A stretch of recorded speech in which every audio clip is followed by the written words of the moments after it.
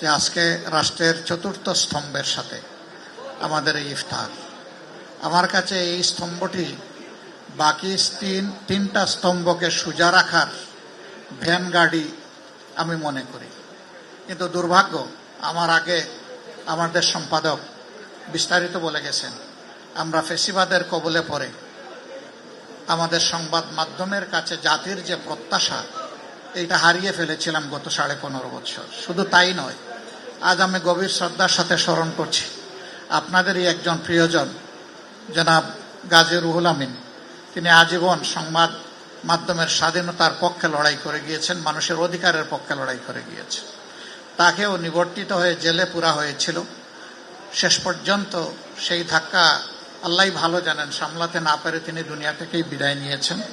আমি তার প্রতি শ্রদ্ধা নিবেদন করছি এবং তার মাগফিরাত কামনা করছি আল্লাহর দরবারে।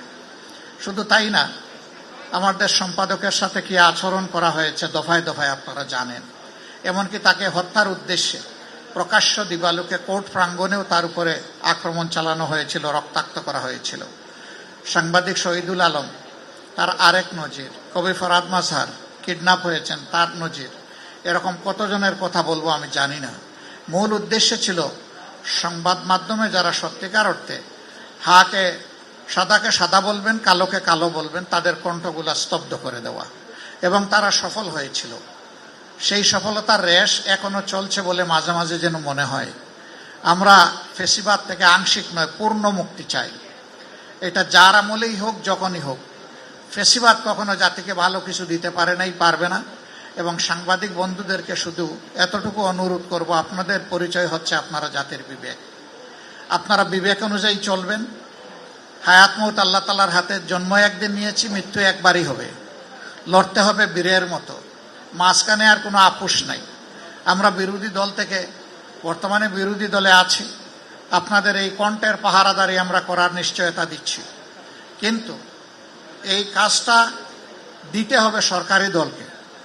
আমরা চোখ খোলা রাখবো, আপনারাও চোখ জাগ্রত রাখবেন। আমরা একসাথে এটার জন্য লড়াই করে যাব। যদি এই অঙ্গটা প্রপারলি ফাংশন করে, বাকি রাষ্ট্রের 3 অঙ্গ, সাংবিধানিক 3 অঙ্গ সোজা চলতে বাধ্য হবে। আর এই অংশ যদি ভঙ্গুর হয়ে যায়, ব্যর্থ হয়ে যায়, বাকি 3 অংশ অটোমেটিক্যালি 3 অঙ্গ ব্যর্থ হয়ে যাবে। আমরা সেই ব্যর্থতা আর দেখতে চাই না।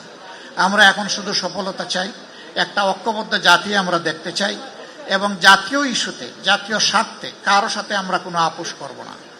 সরকারি দল যদি সেই ক্ষেত্রে অনড় থাকে, আমরা তাদেরকে পাশে থেকে শক্তি যোগাবো, একসাথে লড়াই করব। কিন্তু সরকারি দল যদি দেখে এখান থেকে তারা বিচ্যুত হয়ে যাচ্ছেন, তাদেরকে সোজা করে রাস্তায় আনার চেষ্টা করব, না হলে প্রতিরোধ গড়ে তুলব। এটি হবে আমাদের নীতি। আমরা সেই বাংলাদেশটাই চাচ্ছি, যেই বাংলাদেশে আর ফেসিবাদ আসবে না ফিরে, এবং যেই বাংলাদেশ আর কোনো আধিপত্যবাদের কাছে মাথা নত করবে না।